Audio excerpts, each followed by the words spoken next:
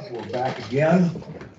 We're continuing in Deuteronomy chapter 33. We took the first 12 verses last week.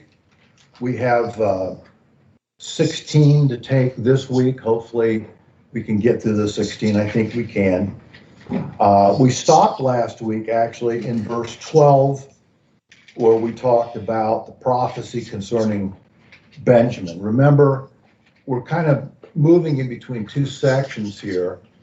We have the blessings by Moses here in Deuteronomy 33, but we're also at times reflecting back to Jacob's both blessings and prophecies in Genesis 49. And sometimes I'll take us back there to look at something that's said by Jacob to kind of amplify something that's being said here by Moses. Now, let's read the first section. We're starting off tonight on the blessing of Joseph. So we're going to read 13 through 17 of 33. He says, "And of Joseph he said, Blessed of the Lord be his land, with the choice things of heaven, with the dew and from the deep lying beneath, and with the choice yield of the sun, and with the choice produce of the months, and with the best things of the ancient mountains, and with the choice things of the everlasting hills, and with the choice things of the earth and its fullness, and the favor of him who dwelt in the bush.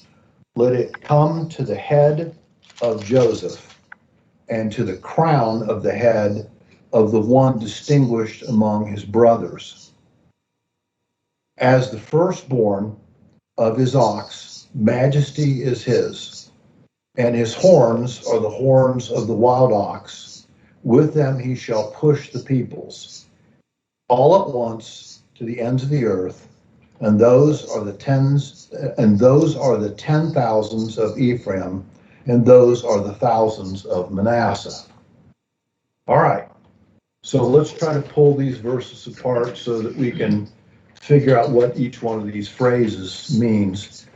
I want to go back first, and you don't have to turn here, but I'm going to read to you Jacob's blessing and prophecy found in starting in verse 22 of Genesis 49.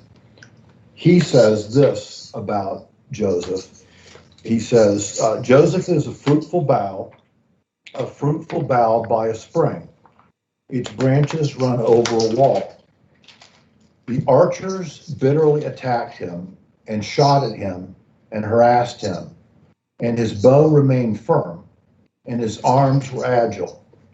And from the hands of the mighty one of Jacob, from there is the shepherd, the stone of Israel.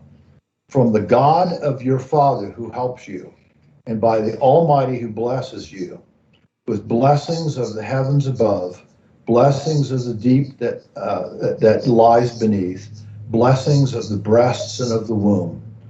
The blessings of your father have surpassed the blessings of my ancestors, up to the utmost bound of the everlasting hills. May they be on the head of Joseph, on the crown of the head of the one distinguished among his brothers." So you see there are some parallel statements in there between both of them, okay? One thing that's a little different in Genesis 49 is he refers to the archers bitterly attacked him and shot at him and harassed him. What that means is that it's what happened to him for those 13 years that when he was betrayed by his brother, sold into slavery in Potiphar's house, and then finally ended up in prison. And during that 13 years, obviously, there were attacks on him, especially, of course, by people, but really satanic attacks upon him in the most real sense. So he's kind of making reference to that in those. Now,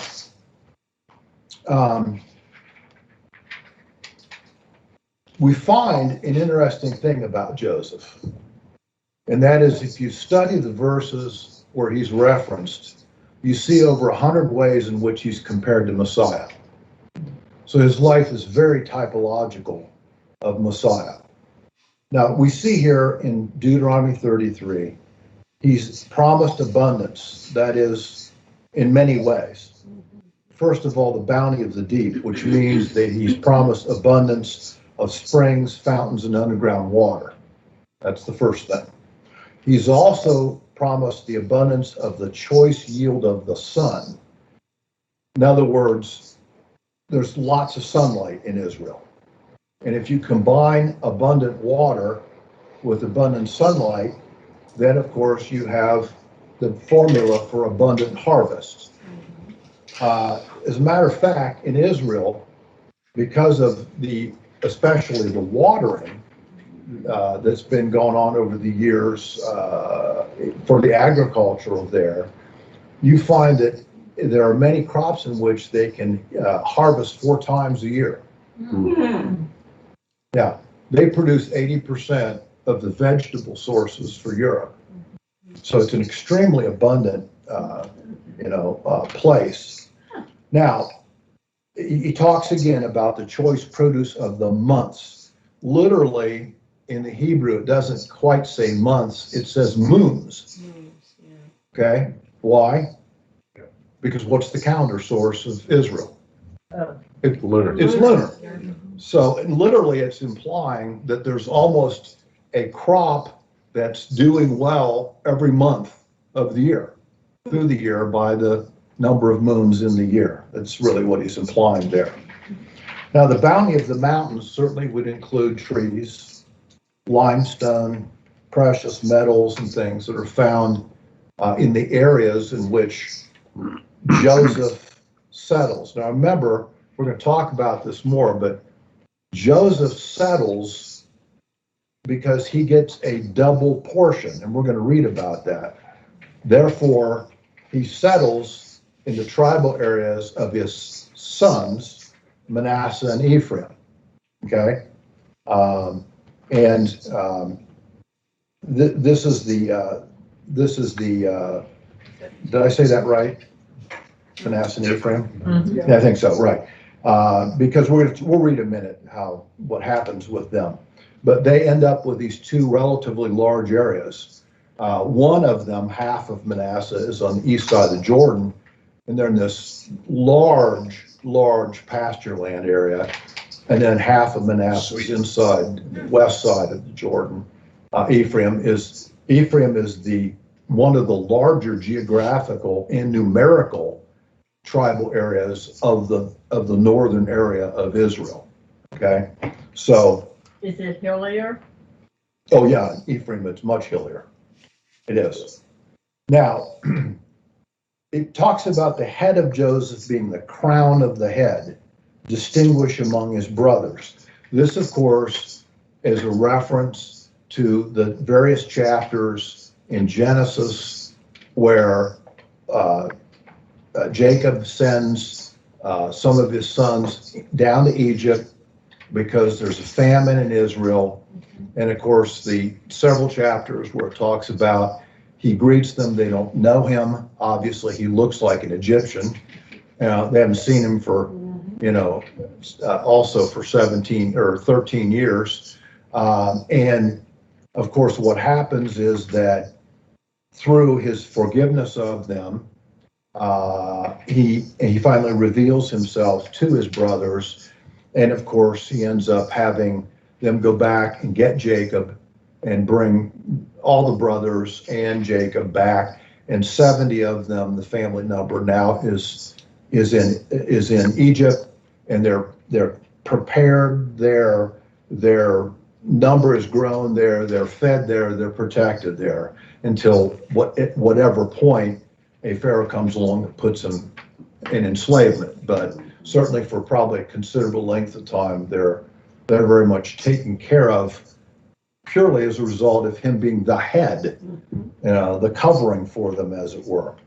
They became a nation there. They became a nation there because they were only a small tribal group in Israel. Absolutely true. Now, we see in Genesis 48, as a matter of fact, that Jacob splits his double portion blessing, and he gives part of it, and then also in 49, he gives part of it to Judah and part of it to Joseph. So, in other words, like we said last week, the first son is no longer the preeminent son because of the antics he got into, of course, and it drops down to the fourth son, which is Judah. Now, of course, Joseph is the second to last son, and yet because of his faithful ways, he also is given a preeminent position. So really, tribe of Judah and the tribes of Joseph, if you want to put it that way, become preeminent. Okay, now let's go back. You don't have to turn there if you don't want to, but I'm going to want to read this section so you remember what happened here. And it's in Genesis 48. I'm going to read starting in verse 4. Here's what happens. This is at the end of his life, Jacob's life. He calls Joseph and he calls Joseph's sons to him. He's on his deathbed. And starting in verse 4, he says, Lord said to me, behold, I will make you fruitful, numerous. I will make you a company of peoples. I will give this land to your descendants after you for an everlasting possession. And then Jacob says, now your two sons who were born to you to the land of Egypt before I came to you in Egypt are mine. And Ephraim and Manasseh shall be mine, as Reuben and Simeon are also. So in other words, Jacob does a very unusual thing, certainly from the standpoint of heirship and inheritance. He does a really unusual thing, because the tradition of the entire Middle East, of course, is that the oldest gets the double portion. But that's not what happens here. He does an even more odd thing, and that is he has Joseph come with his two young sons, and he says, these guys I'm going to myself adopt. Therefore, they become numbered in the 12 tribes of Israel, okay, Ephraim and Manasseh. So it's a very unusual move, but of course, you see for many, many, many reasons the importance of it as time goes on.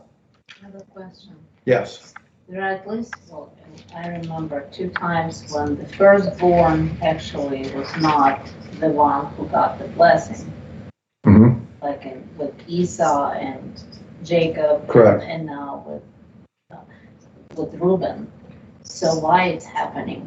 Because firstborn is so important in life. It is, but I think, number one, I think that it depends on what God sees in the heart of that person. Certainly, God did not see in Esau someone that was going to be a fruitful, faithful, and spiritual person.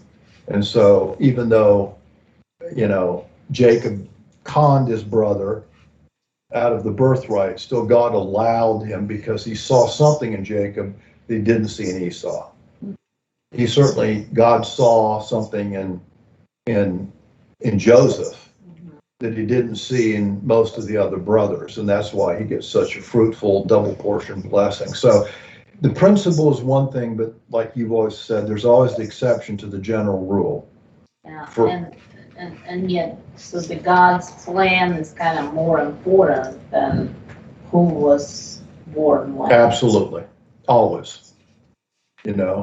God's plan is much more important than any tradition is, or pattern. Now, it says in verse 17, you'll notice back in Deuteronomy 33, it says that he's the ox, the mighty ox. His horns are the horns of the wild ox, etc., etc. So obviously this implies strength. It implies strength in battle. It implies power. It implies the type of power where the ox with his horns would gore its opponent. Now remember, Judah is the most numerous of the tribes. In Numbers 1, Judah is numbered at 74,600 men of war. Okay, that is age 20 or older. Ephraim and Manasseh, if you add them together, their numbers come to 72,700. So the two together are almost the same size, within 1,000 or two of the size of Judah. But The difference being the land area that Ephraim and Manasseh get is far greater than the land area that Judah gets. So they get kind of different blessings in different ways, but there is strength. We'll find as we go on here also that many of these tribes, and the Ephraimites certainly were among those, were especially effective in war, which is also implied in the ox and the strength of the ox, etc. So we see here that Ephraim became, as a matter of fact, as a tribe so dominant in their effect that later on some of the prophets call the whole northern half of Israel Ephraim because of his dominance. Okay. Now let's go on and read in Deuteronomy 33. Let's take verses 18, 19 and talk about Zebulun and also and Naphtali. Issachar, Zebulun, Issachar. So let me read them. And of Zebulun he said, rejoice, Zebulun, in your going forth, and in Issachar in your tents. They shall call peoples to the mountains. There they shall offer righteous sacrifices, for they shall draw out the abundance of the seas and of the hidden treasures of the sand. Now, they're told to rejoice, first of all, because of their journeys. Okay, they're traveling. Do you see it? You're going forth. Literally, in the Hebrew, it talks about journeying, is the probably better word there. Now, it's interesting that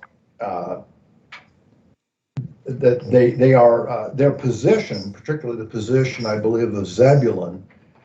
Should have put a map up, but it's very close to the Mediterranean coast. As a matter of fact, in Joshua 19 verses 10 through 16, it talks about the tribal inheritance that's given to them. So these tribes profited again from agriculture, and also because they had access either to the Mediterranean or to Galilee. They also profited from fishing and those things associated with fishing.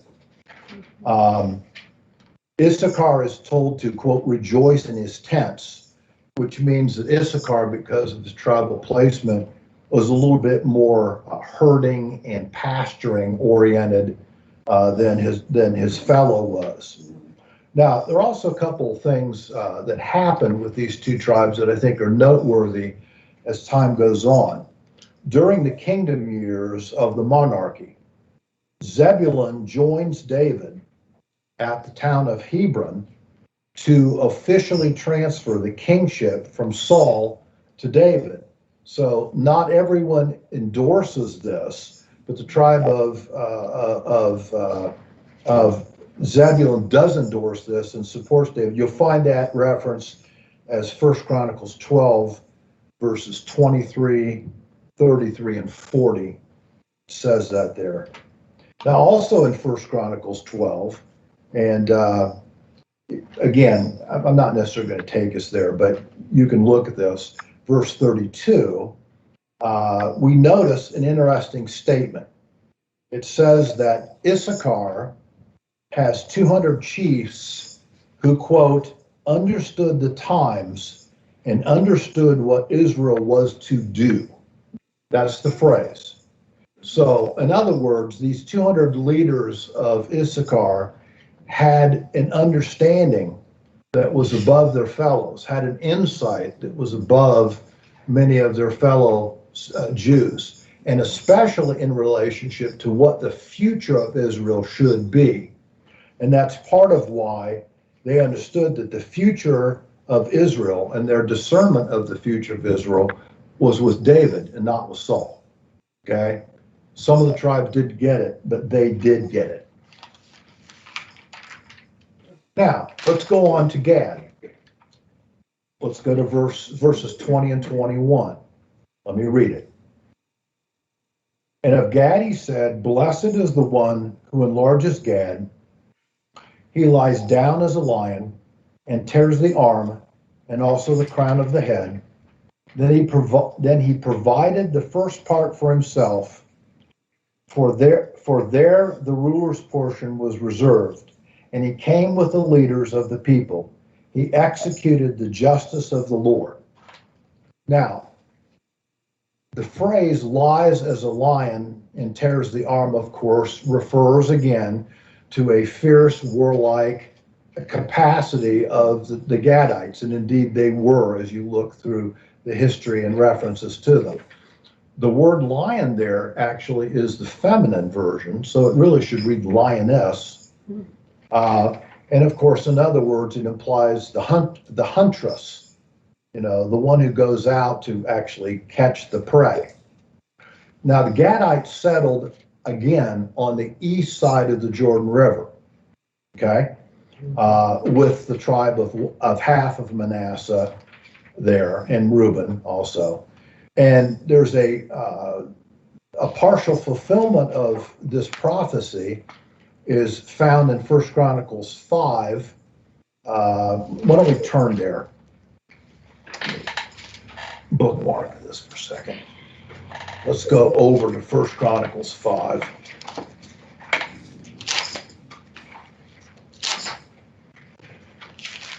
And I want to read starting in verse 16.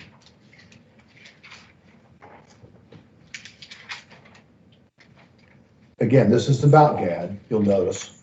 He says, and they lived in Gilead, in Bashan. Bashan is that whole northeast territory that is largely to the east side of the Jordan, but also extends a portion up across the top, even over to the west, underneath Mount Hermon. That whole area is called Bashan, okay? And he says, and they lived in Gilead, in Bashan and in its towns, and in the pasture lands of Sharon, and as far as the borders. And then I'll drop down to 18. The sons of Reuben, the Gadites, and the half tribe of Manasseh, that's the portion that lived on the east side of the Jordan, okay? Consisting of valiant men who bore shield and sword and shot with the bow, and were skillful in battle.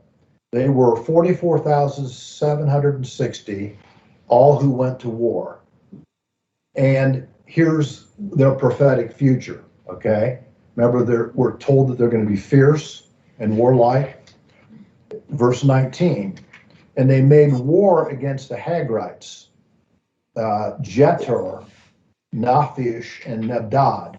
And they were helped against them, and the Hagrites and all that were with them were given into their hand, for they cried out to God in battle, and he was entreated for them because they trusted in him.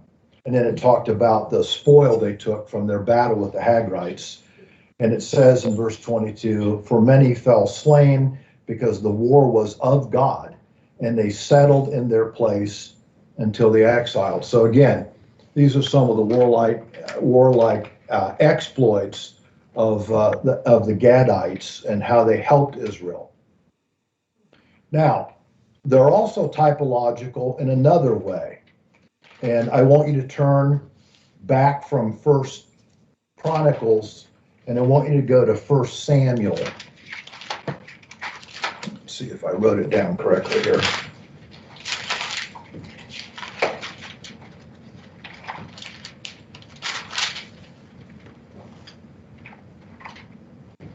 Okay, now, before we read the verse, I want to tell you this. There's a typology, I think, that's also implied here about the Gadites. And that is, we find here that there's a very important prophet named Gad. Okay?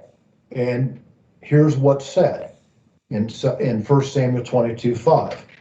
And the prophet Gad said to David, do not stay in the stronghold. Depart and go into the land of Judah.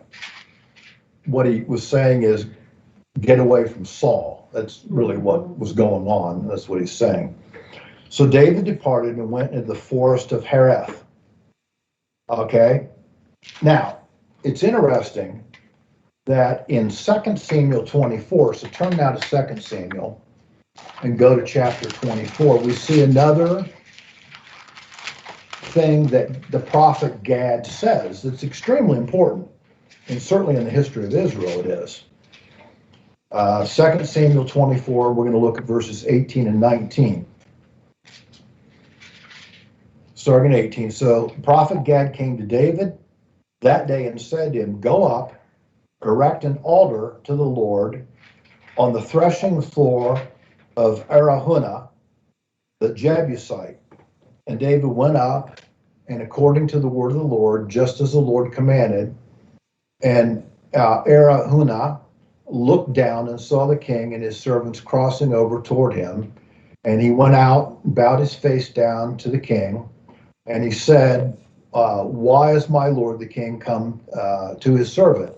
And David said, "To buy the threshing floor in order to build an altar to the Lord, that the plague which had occurred because David messed up again and made a census of the people when he was told not to make a census of the people, but that the plague may be held back from the people." Well, there's a greater reason than the plague stopping, although that did stop the plague, that David built an altar there.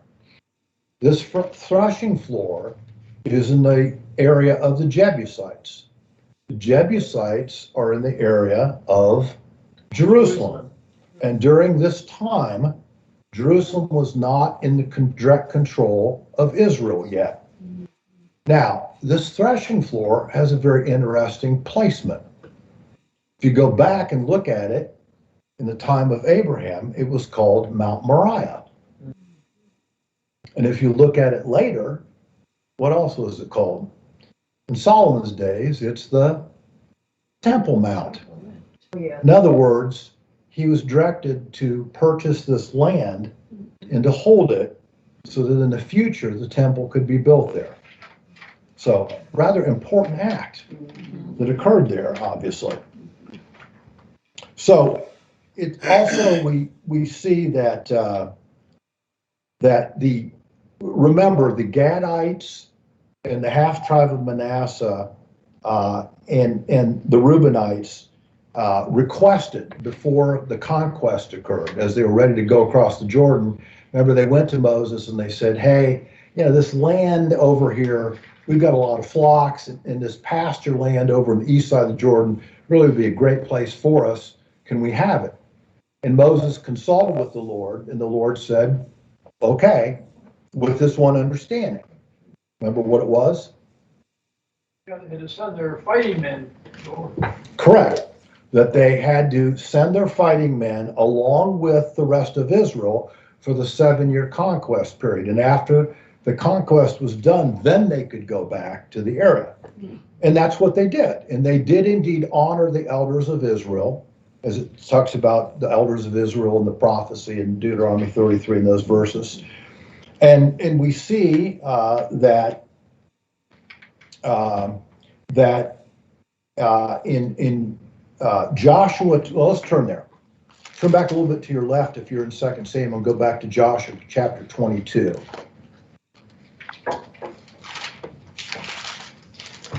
And we're going to start in verse 24.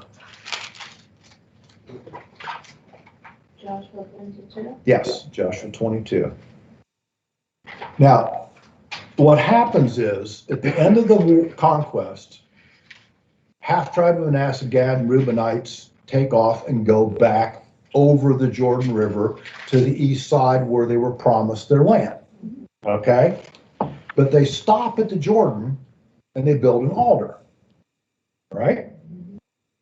Well, the rest of Israel hears that they build an altar there right around the Jordan, and they make an assumption.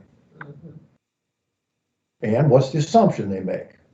Well, that they're trying to build an altar on their own, and that they're not part of Israel. They're trying to set up their own doing. Yes, and they assumed that it was idolatrous altar too, that it wasn't to the Lord. Now let's pick up on 24, verse 24 of Joshua 22. So they're answering the rest of the tribes now. The 2.5 are answering the 9.5, okay? But truly we have done this out of concern for a reason, saying, in time to come, your sons may say to our sons, what have we to do with the Lord, the God of Israel? For the Lord has made the Jordan a border between us and you sons of Reuben, sons of Gad, you have no portion in the Lord. So your sons may make our sons stop fearing the Lord.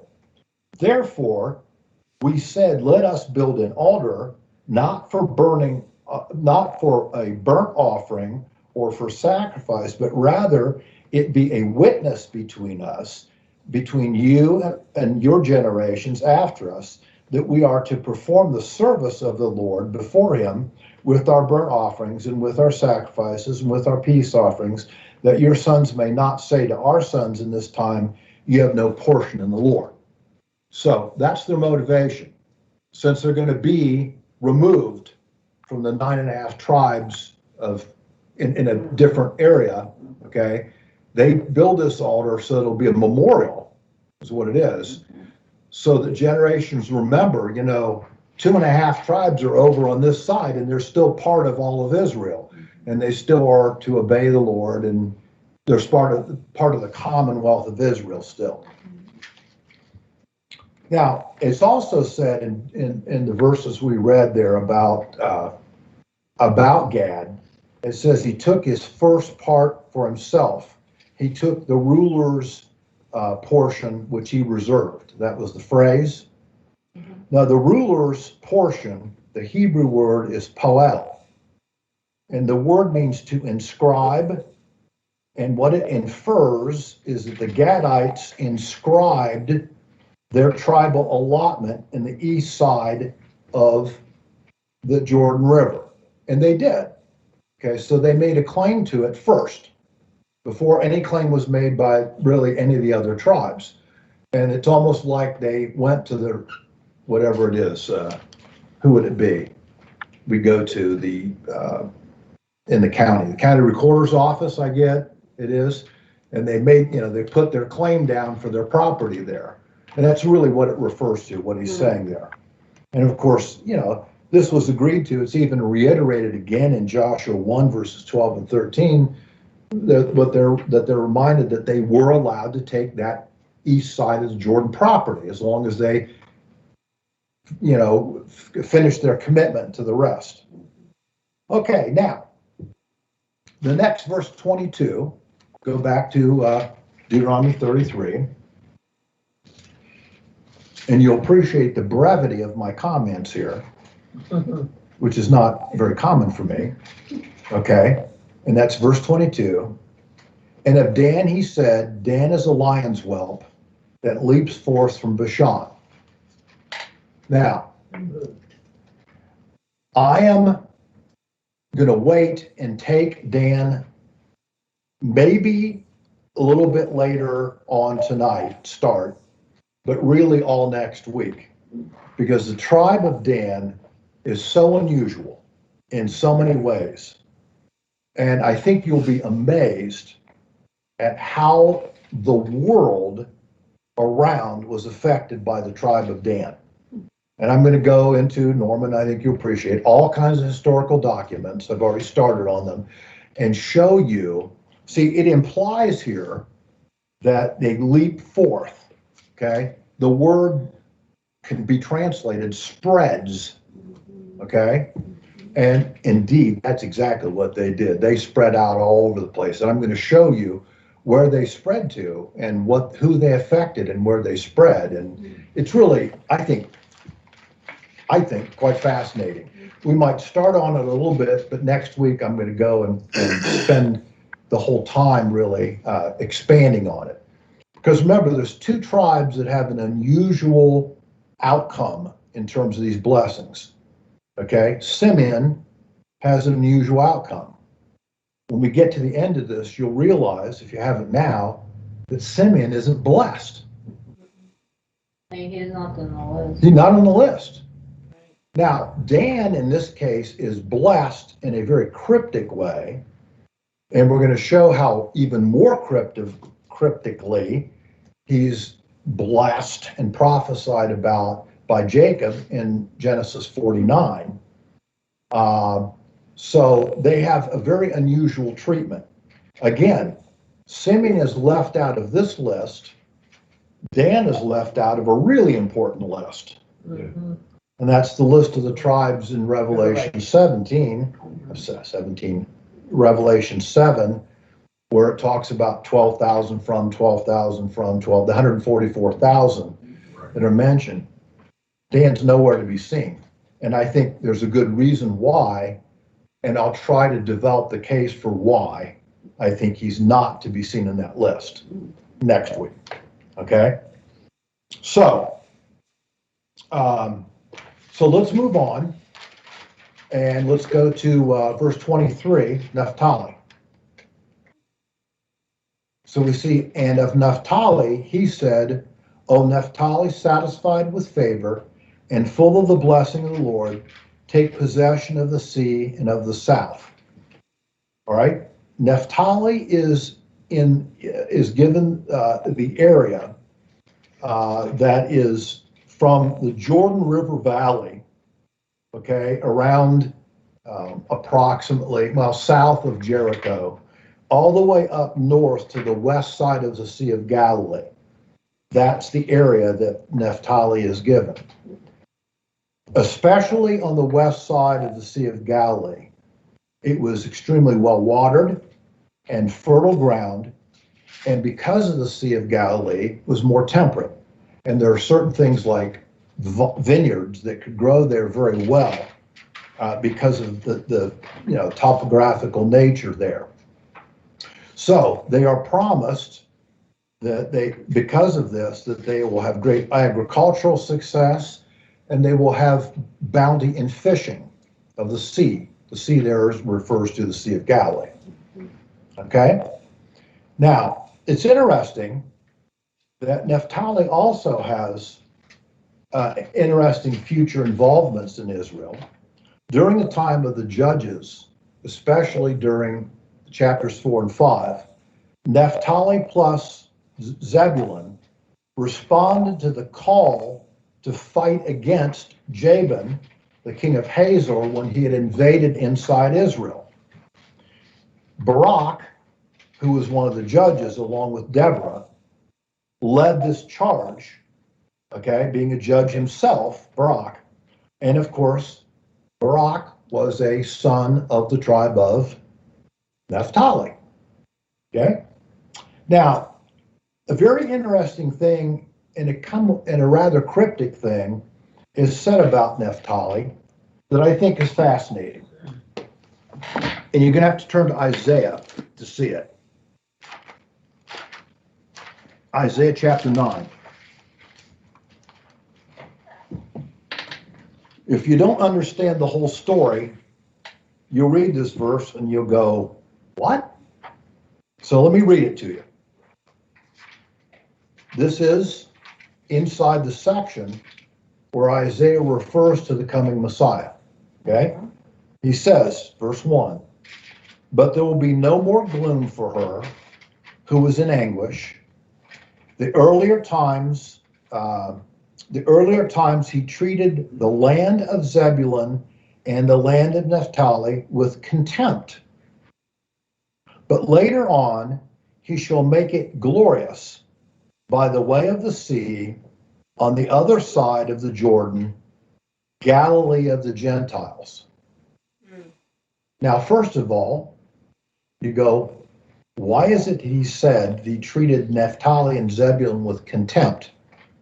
Remember, they're up in the north central area of Israel. What he means is that in 722, when the Assyrians invade, they come down and they sweep away part of the population of those tribes, send some of them into captivity. Now remember, the Assyrians did a kind of a double move. They moved them, some of the Jews, not all, but some of them out and spread them out into the Assyrian region. But they also took Gentile peoples and moved them in. They did both things. So that's part of what he means when he says here, Galilee of the Gentiles. there were areas in and around the Sea of Galilee that the Jews didn't like because they knew there were Gentile peoples mixed in. Galilee of the Gentiles. Now, but I want to show you something that's interesting, I think. And that is turn to Matthew 4.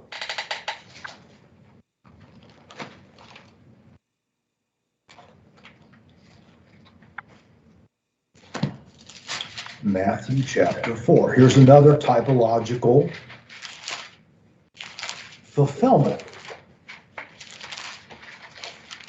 And we're going to read verses 13 through 16.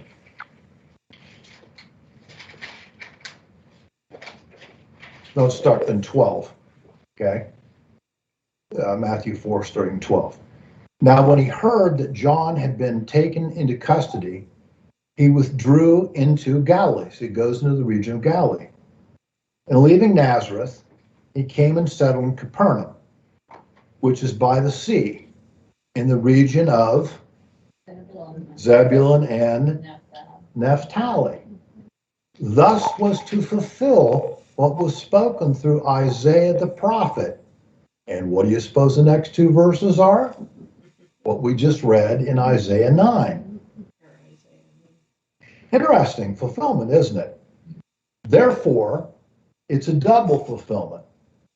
Not only would Jesus end up talking to the peoples in and around the Galilee area, some of whom were Gentiles, that's the one fulfillment, but eventually his gospel would be spread, and within 100 years, who were the most numerous group to believe it? The Gentiles. So it's a double fulfillment. The Gentiles would be blessed both in the presence of Christ talking to them around Galilee and in the future in the church. Isn't it interesting how these things are embedded in the scripture? You know? Okay. Now, one more thing. I got to point this out. Turn to John 1. I can't resist. You know, there's one disciple, although Peter's, I think you could well say, is quite mouthy in his own way. But there's another disciple that ended up having kind of an attitude too. And turn to verse 46 of John 1. And his name was Nathanael. So Nathanael is called by Jesus to come and follow him. Okay? And Philip found him, it says in verse 45. So what does Nathanael say? Oh, great, let's go. No, in verse 46, and Nathanael said to him, can any good thing come out of Nazareth? And interesting, Philip said to him, come and see. And of course, where is Nazareth located? In exactly that tribal area. Yeah, a really good thing came out of that area. Jesus Christ and his ministry starting there. Okay, let's move on back to Deuteronomy 33. Let's take our next person, Asher, and that's verse 24. Actually, it's 24 and 25, isn't it? 24, 25. Yeah, 24 and 25 are both about Asher. So he says, and Asher, of Asher he said, more blessed than sons is Asher. May he be favored by his brothers, and may he dip his foot in oil. Your locks shall be iron and bronze, and according to your days you shall, so shall your leisurely walk be. So shall your leisurely walk be.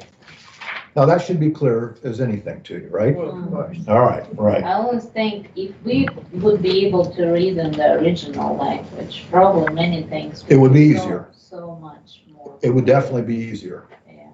Because the words would be more clear about what some of the references are. All right.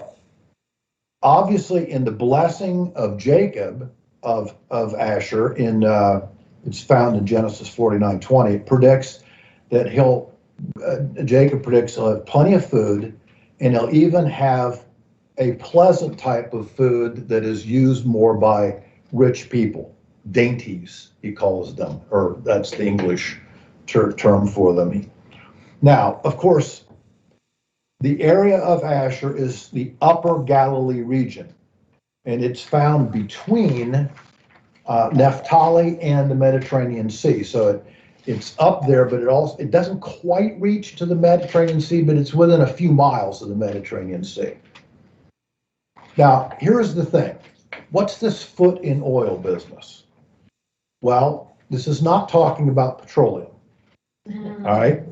What he's talking about is that in that region, even to this very day, there's massive olive tree orchards.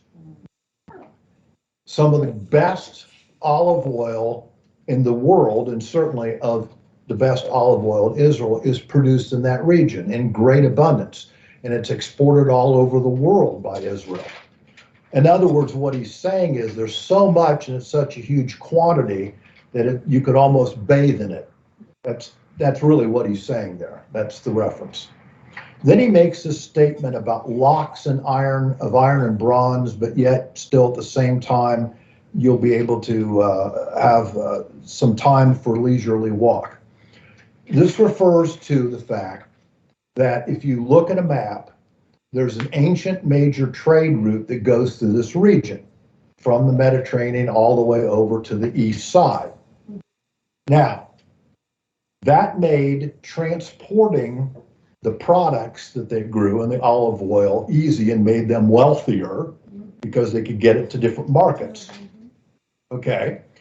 But also, this trade route also frequently was used by military invading groups because it was a major road, if you want to put it, that could come into the country.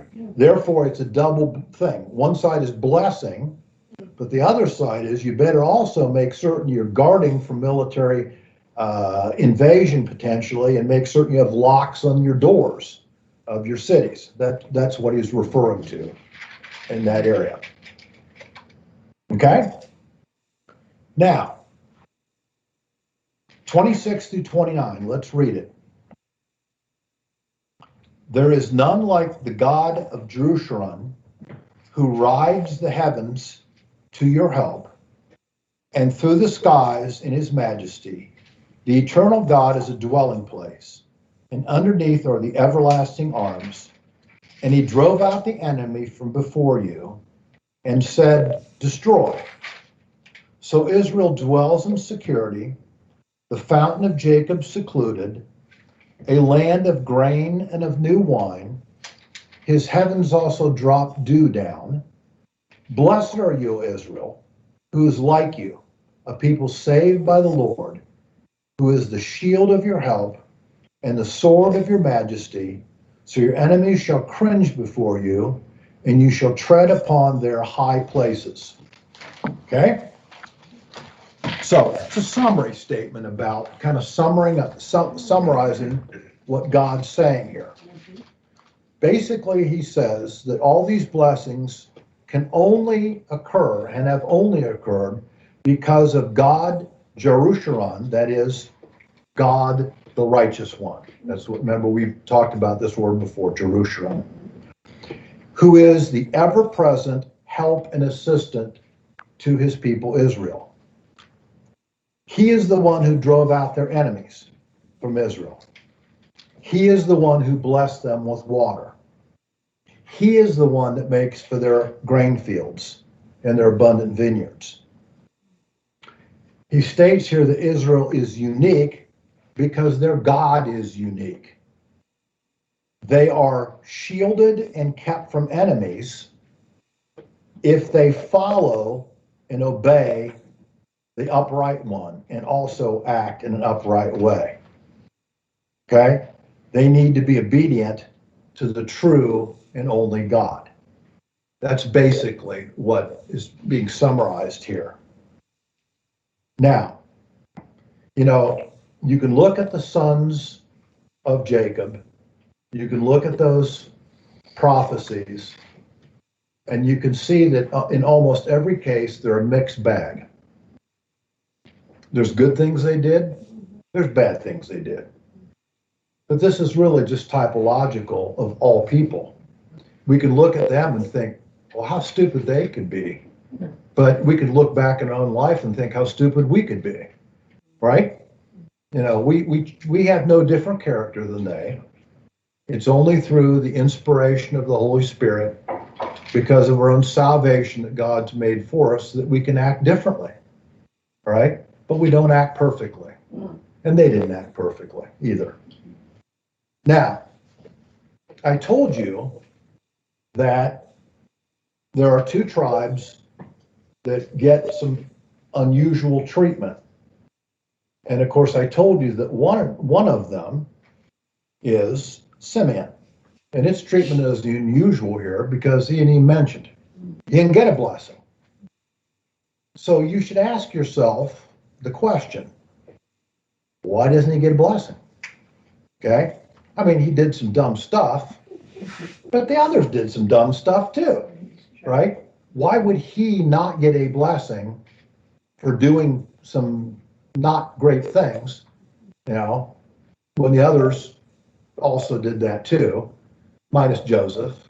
Certainly Joseph there's very little negative recorded certainly of him, but still the others certainly made mistakes. And I want to suggest that there's a possible typology here. And I want to suggest what it may be. And I'll talk about it to conclude tonight, and you can decide if it makes sense to you. Okay? Now, turn to the Gospel of John.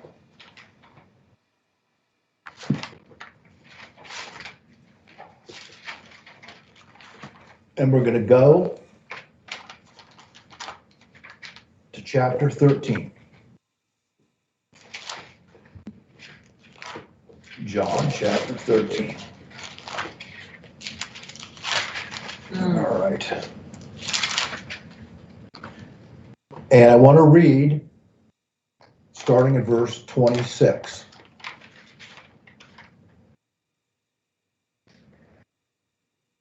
Okay? This is where it says, because they're asking him, he's saying, one of you will betray me. One of you will betray me. And they're saying, who, me? Who, me? Who, me? And in 26, Jesus therefore answered, that is the one for whom I shall dip the morsel and give it to him. So when he dipped the morsel, he took and gave it to Judas, the son of Simon Iscariot. And then verse 27, and after the morsel, Satan entered him.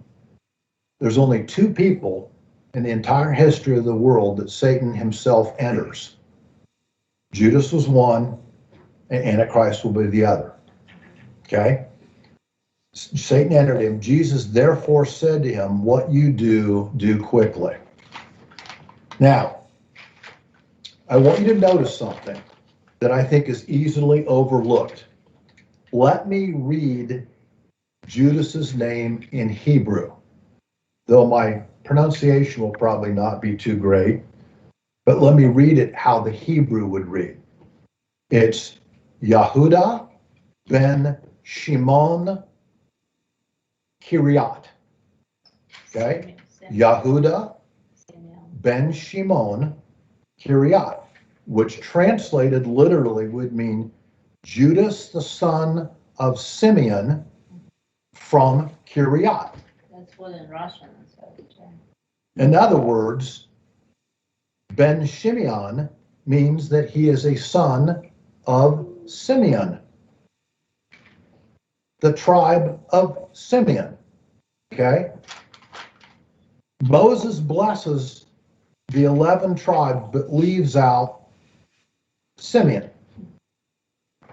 Interestingly, after the suicide of Judas, Jesus is left with 11 disciples.